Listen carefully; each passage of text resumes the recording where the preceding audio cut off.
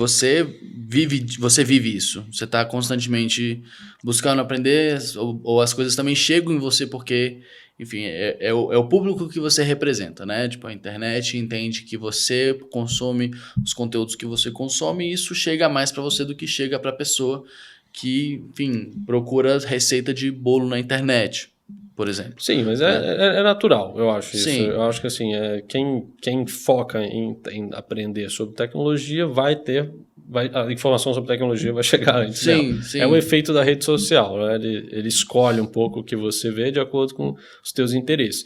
Então, isso sim, mas não exclusivamente da rede social. Né? Você tem... Porque até na rede social, às vezes o que chega lá já passou para outro lugar. Então, o meu conselho é, do setor que você seja, sempre descubra qual que é a fonte que os veículos de notícia que você usa, onde eles vão olhar.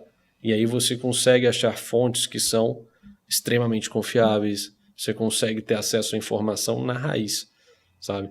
Então, isso que é muito importante. E hoje o Twitter, por exemplo, é uma das ferramentas mais incríveis que você tem, porque a velocidade que você transmite a informação lá é incrível. É incrível porque ele é formatado de uma maneira para você ter posts mais curtos, ou seja, você não vai ter aquele post de que, putz, é uma história gigantesca, entendeu? Que aconteceu X, Y, Z e depois apareceu o A, e aí depois veio o O, e aí todo mundo O, e ficou, entendeu?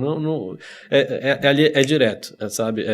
Papum, você tem ali a informação, tem muita informação errada, assim, tem muita desinformação, né? Porque um grande problema da internet, você não consegue transmitir ironia nem sarcasmo 100% das vezes.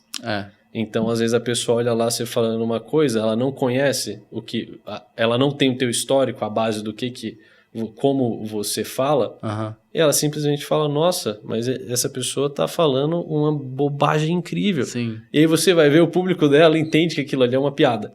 Só que a pessoa, às vezes, um pouco mais velha ou que é distante daquele setor, às vezes até da mesma idade, fala, nossa, mas é um idiota. Assim, eu vou acabar entrando aqui numa parada nada a ver, mas a gente tava... onde eu queria chegar, que você viajou o mundo, você tá em contato com essas paradas, né? Sim. Então, assim, o que tá rolando lá fora que ainda não chegou aqui? Tudo.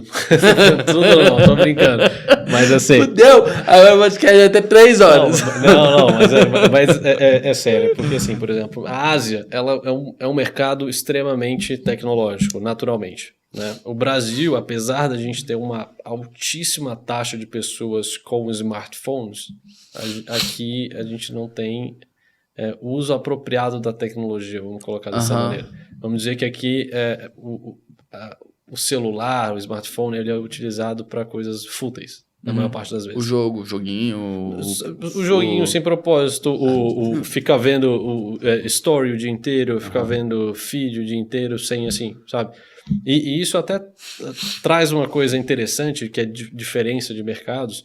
Por exemplo, na China, você tem o TikTok. TikTok super famoso. Sim. No Brasil e Estados Unidos só aparece, né? Dancinha. Mulher bonita, dancinha, coisas assim, enfim, para chamar atenção, que coisas normalmente são fúteis. Sim. Né? Que na China, não faz a gente pensar. Não faz a gente pensar. Na China aparece, por exemplo, lá o cara que ganhou a Olimpíada de Matemática, e aí faz o negócio. Ele fazendo um experimento, fazendo Exatamente. uma coisa, então você vê que existe um controle, a gente tem que tomar muito cuidado como as informações chegam na gente. Por isso que eu falei de ir na fonte e tudo. Ter esse critério quando você avalia algo que chega até você. E você vê que tem uma diferença. É o mesmo produto, só que em um lugar ele está incentivando que as pessoas estudem, que assim, olha, se você for em matemática, você vai ser aqui, como diz, me fugiu a palavra, você vai ser premiado, sabe? Você vai ser reconhecido. Encontrar prosperidade. Você encontrar prosperidade, você vai ser reconhecido, tudo isso. Eu acho que junta muito mais nesse espectro. Aqui é algo muito mais sexual. Sim. Assim. Então, e aí você vê, e as pessoas gastam tempo do dia, assim, são muitas e muitas horas que elas ficam ali focadas naquilo, e aí nisso elas procrastinam, nisso elas deixam de fazer atividade física, várias coisas, sabe? Então, eu tô editando esses vídeos aqui, eu tô criando cortes em formato vertical para colocar no TikTok. Então, inevitavelmente, eu abro o TikTok para ver, assim, a resposta das pessoas, né? O que tá acontecendo, se tá funcionando bem, se tá tendo um retorno legal.